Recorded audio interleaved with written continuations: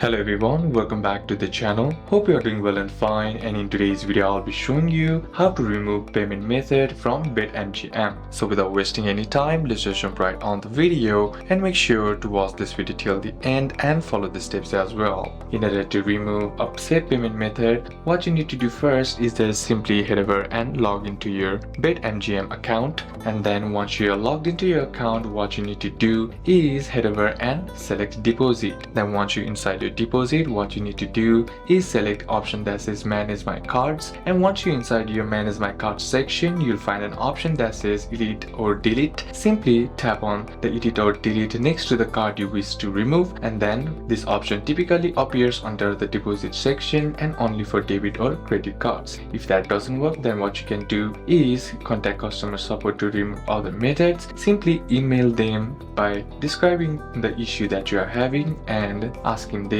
to remove the payment method, and by providing the details they might be able to delete your selected payment method. So these are a couple of steps that you can apply, and that's it for today's video guys. Hope this video was useful to you. Leave a like if it did, comment down any questions that you have, and see you soon on the next one.